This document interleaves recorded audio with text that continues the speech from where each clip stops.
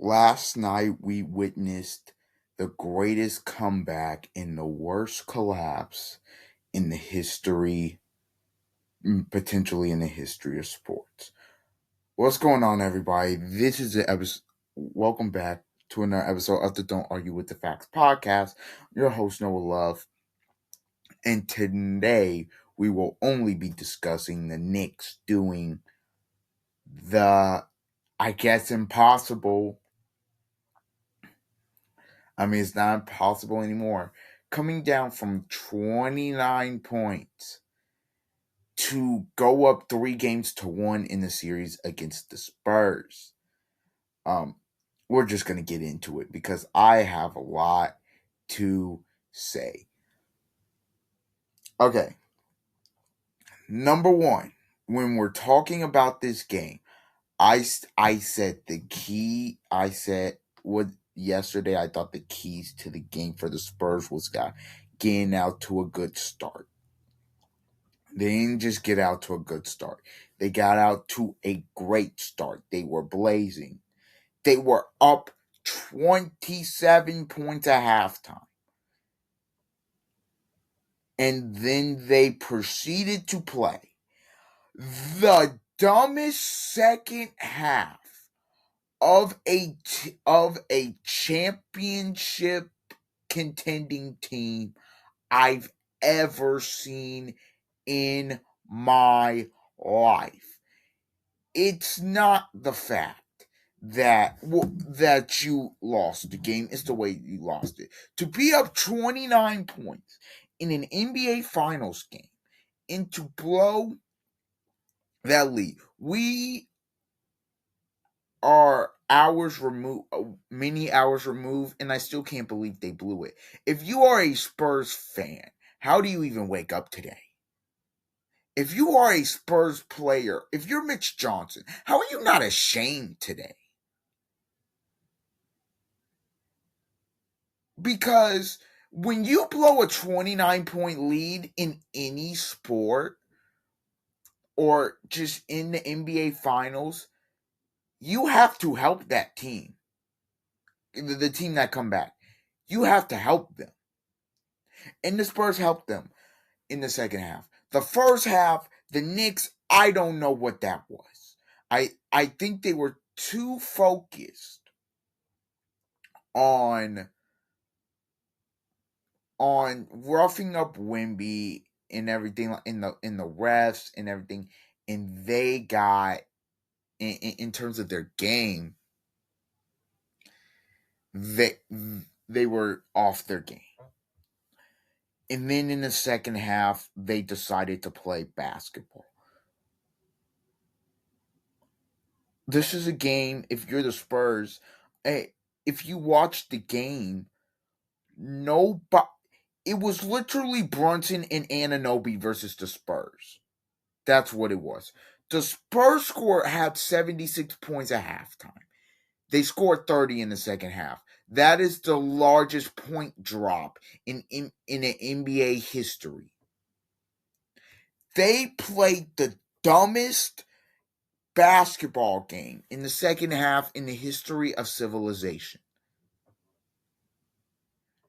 They just said, we're going to keep chucking up threes even if they don't go in. And we're just going to continue. We're just not going to change. If your name is not Dylan Harper, who ironically was the only one really in his bag in the second half and getting in the lane. And even Stephon Castle to a degree, although foul trouble did kind of hurt him.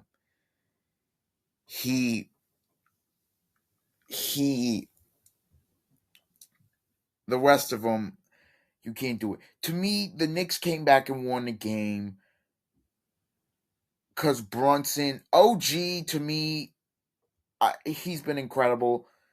He will be my Finals MVP. To me, I'm just telling you. I did think Brunson got it going, but OG was making spit shots when people thought the game was over. And you got to think about that. implications of this loss. Instead of going back to San Antonio 2-2 was all the momentum. You are now down 3-1, and if you lose if you lose game 5, it's over. You lose game 6, and if you somehow get it to game 7, obviously. We know the if the Spurs had just played smart basketball, it'd be a 2-2 series, and we'd be looking at this series like San Antonio's got all the momentum, and San Antonio may be the favorites to win the series. And for all intents and purposes, they've handed the New York Knicks the NBA trophy. Look, the Knicks have had. Look, you can say what you want about how the Knicks have played well and all that. The Spurs have blown 2 games in this series. Game 1, the Knicks, yes, they came back, but that was more of them taking it, in my opinion. In game 2, that would have been a gut punch if the Knicks lost it. But again, you get a defensive stop, and Wemby just throws the ball to Castle not looking. And then game 4, that was just it. Everybody was messing up outside of Dylan Harper. I mean, and we'll get into De'Aaron Fox because honestly, this is a performance where I was like, people were talking about trading him. I was like, maybe they won't. I mean, it's 50-50 if they win the championship, and he's a big part of that. Maybe it buys him another year. Bruh, no. If I am the San Antonio Spurs, whenever this series is over, whether it's Saturday night, Tuesday night, or next Tuesday night, or somehow next Friday night, I am telling you, I am trading De'Aaron Fox if I can. That was the worst game by a veteran point guard I've ever seen in the second half. Turnovers, bad shot selection. I mean, the layup, he goes in for the layup against OG. OG's right there. Pull it out. Pull the ball out.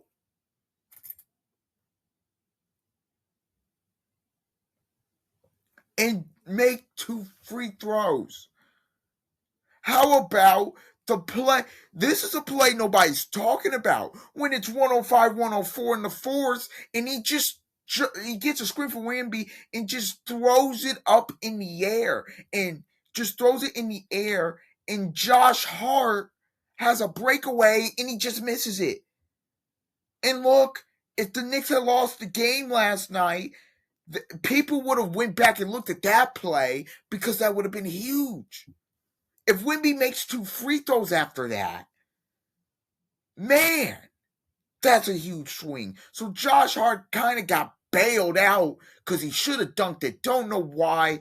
It looked like he was going to dunk it, then he laid it up. He looked back. Whatever. There's another play late in the third where Castle's not even looking. Castle had just thrown the ball to Fox. They got the rebound. Okay, let's slow things down. The Knicks are trying to make a comeback. Let's get a good shot. Instead, Fox just throws the ball to Castle when he's not looking. Either De'Aaron Fox, either the moment was way too big, or he's betting and point shaving. Gotta be. Gotta be.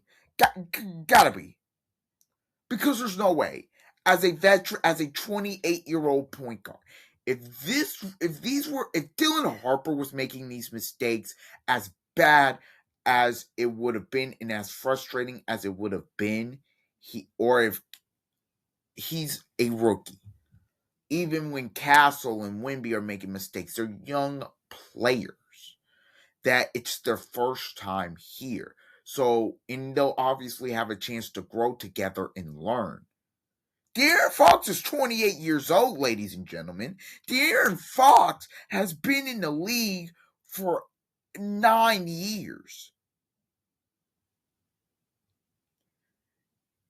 De'Aaron Fox was one of the big reasons they lost that basketball game last night.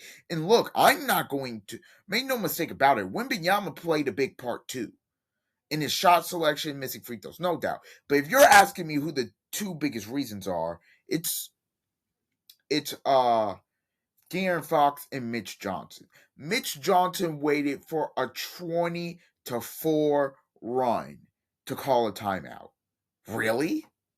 20-4 in the NBA Finals game? You waited on a 20-4 run to call a timeout, and then another big thing. I said this.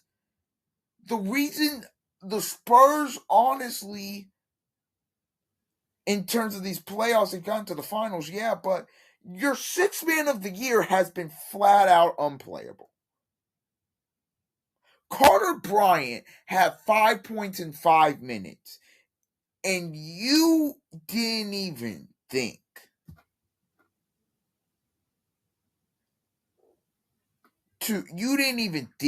you know what, he's having a good he's playing decent defense, he's having a good impact on the game, let me give him more minutes. Instead, you play Keldon Johnson 18 minutes, who was doing absolutely nothing and has been doing absolutely nothing for the entirety of a playoff run.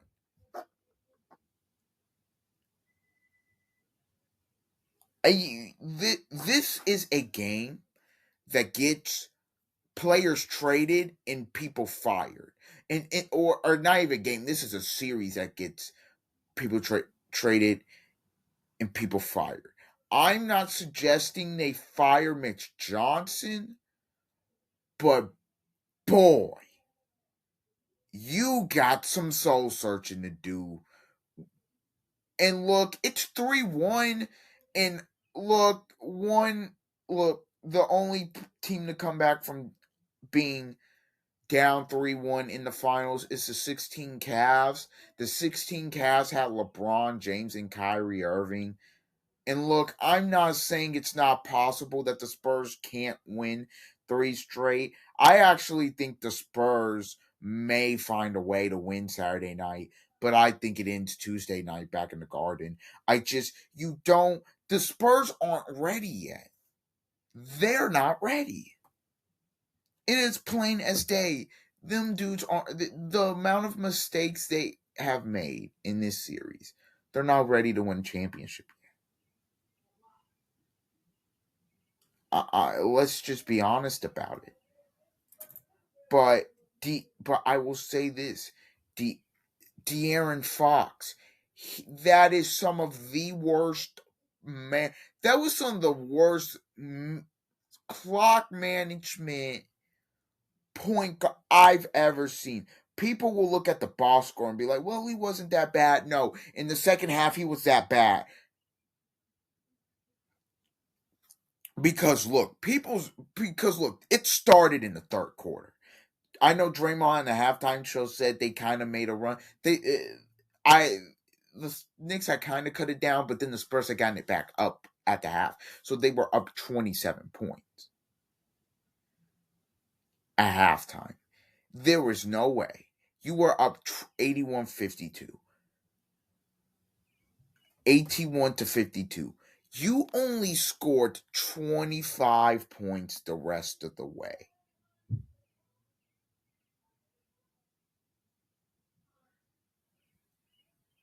So you were outscored what? 55-25? You were outscored 55-25. When it was 81-52, you got did on a 55-25 run. And look, I have to give Mike Brown some credit.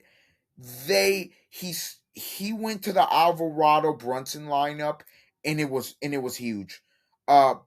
He took Mikal Bridges wasn't getting it done.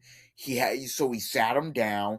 They went to Brunson, Alvarado, Anunoby, Hart, and Towns. And look, Towns got 2 early fouls in the basketball game, and he ended up getting 3. and then he got a force, and then it was just like you had to bring him back in because you were just like, I don't know how much longer I can sit this guy, and he didn't really do much. Still had a double double despite the foul trouble, but I gotta give Mike Brown credit. Him going to the Brunson Alvarado lineup was absolutely brilliant, and it worked. He said it. We needed to speed the game up. I went to that lineup because I knew we needed to speed the game up so we could get more possessions. That's what Mike Brown said, and that's what happened. But make no mistake about it, this was an absolute choke. uh, People use the word choke in sports sometimes a little bit too loosely. This is the one where you go choke.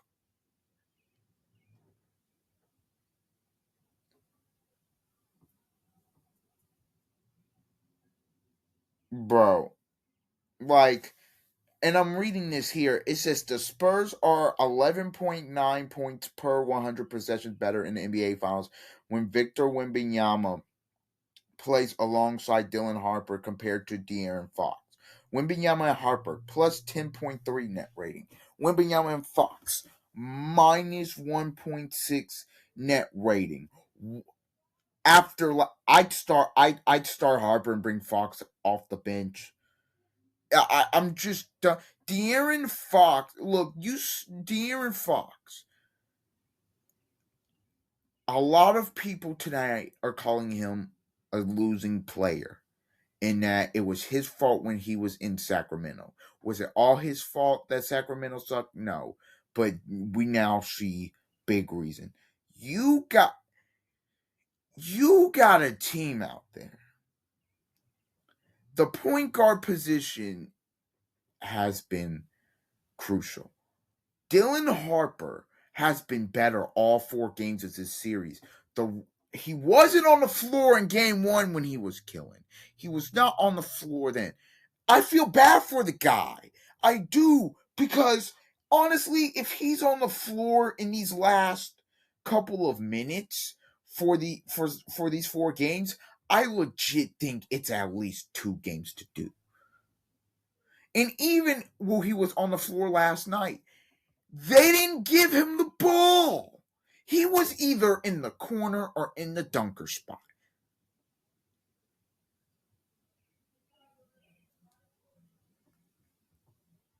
And then on the last play, and then on the last play, we'll go to the tip in. They Wimby and they Mitch Johnson decides to go to Wimby and Fox doubling sort of Brunson to get a set shot, right? And obvious, right, to get that set shot. He misses his short. OG Anunoby, they didn't track the inbounder. OG Anunoby did a great job, because in a lot of those situations, I don't know if people would have tried to go get that rebound. He goes, he's like, oh, I'm unguarded. I'm just gonna run in here and try to time it. And he times it perfectly to tip it up and in. And OG, to me, Finals MVP. He's been spectacular. He was spectacular in Game 3. He was arguably their best player in Game 4, especially defensively. He made the 2 biggest plays of the game. He made the block on Fox, and he made the tip in. And he's been great all series from a defensive standpoint. He's really been their most consistent player in this series, if you look at the numbers and the way he's played each game.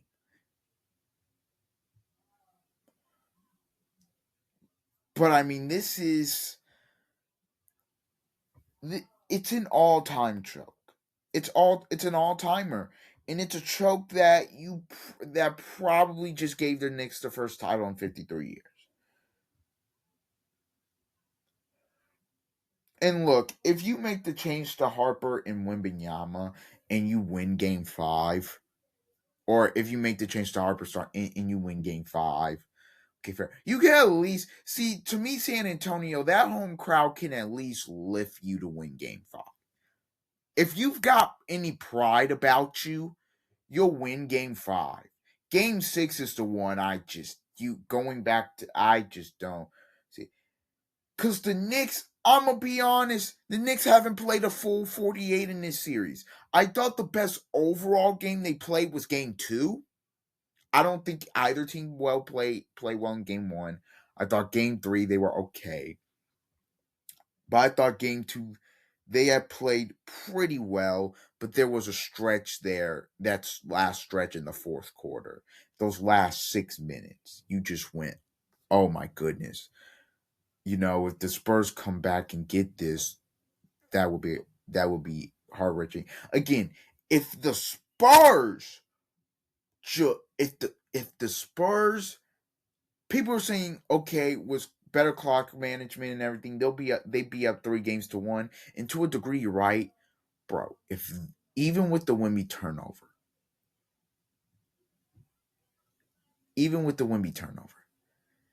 in game 2, if you just played smart in game 4, smart basketball, the series is tied at 2.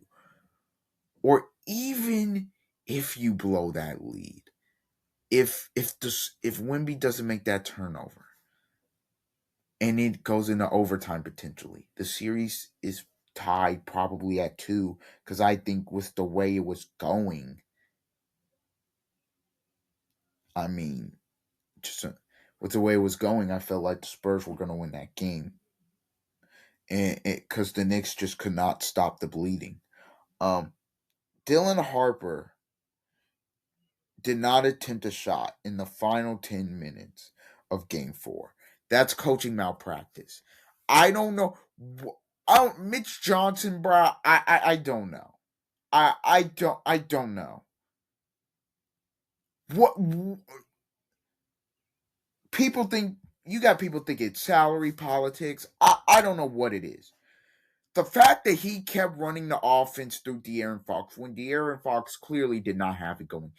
Dylan Harper was the only one offensively that had it going. Castle was struggling. Champagne couldn't make a shot. Wimby, he missed a lot of shots at the rim. He was struggling.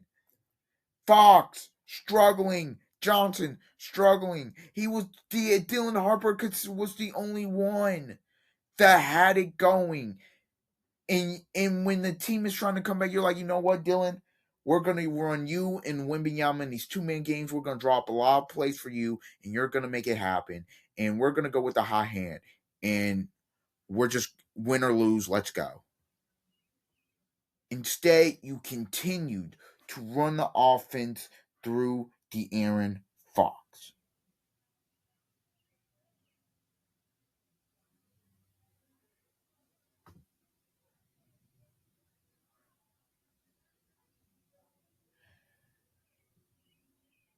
Yeah, bro.